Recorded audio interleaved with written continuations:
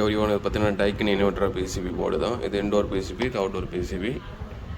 ஓகேங்க. Indoor PCB பார்த்தீங்கன்னா எவ்வளோ டஸ்ட் இருக்குது பாருங்கள். இது மோஸ்ட் பார்த்தீங்கன்னா கம்யூனிகேஷன் எரர். இது மொத்தம் க்ளீன் பண்ணிட்டு போர்டு ஆன் ஆகுது இல்லையான்னு பார்க்குறோம்.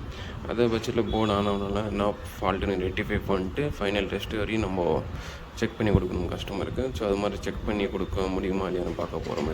இந்த போர்டு தான். இப்போ பார்த்தீங்கன்னா அந்த இன்டோர் எவ்வளோ டஸ்ட் இருந்துச்சு அதெல்லாமே டஸ்ட் க்ளீன் பண்ணுறோம். க்ளீன் பண்ணுற மூலமாக கம்யூனிகேஷன் ப்ராப்ளம் இருந்துச்சு. அந்த கம்யூனிகேஷன் ப்ராப்ளத்தை கிளியர் பண்ணி ரெக்டிஃபை பண்ணியாச்சு. ரெக்டிஃபை பண்ணிட்டு பார்த்தீங்கன்னா ஃபுல் டெஸ்டிங் கொடுத்துன்னு இருக்கேன். அவுட்டோர் போர்டு நல்லா பெரிய அவுட்டோர் போர்டு. ரெண்டுமே டிசி மோட்டர் தான். Outdoor and DC, indoor and DC தான். கம்ப்ரஸரும் ஓடின்னு இருக்குது. ஆர் சிக்னலும் கரெக்டாக இருக்குது. நல்லாவும் ப்ரெஷர் தள்ளுது.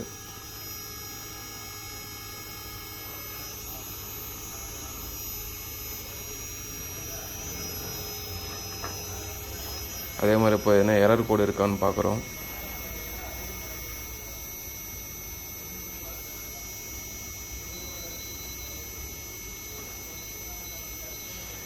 சிங்கிள் பீப் வரும்போது எந்த எரர் கோடு இல்லை.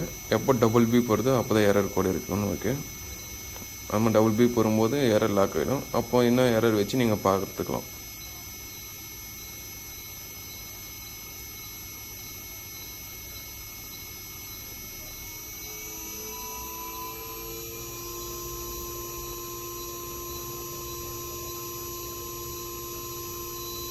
பார்த்தீங்கன்னா இதில் எந்த எரருமே இல்லை.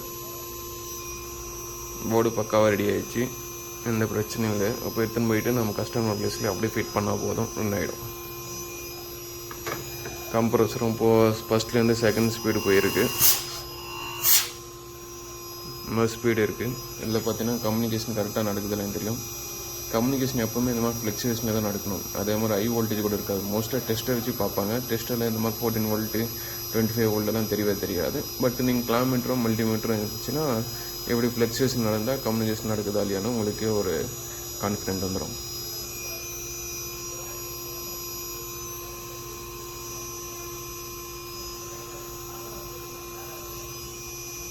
இப்போ பார்த்தீங்கன்னா செகண்ட்லேருந்து தேர்ட் ஸ்பீடுக்கு மூவ் ஆகுது கம்ப்ரஸரு.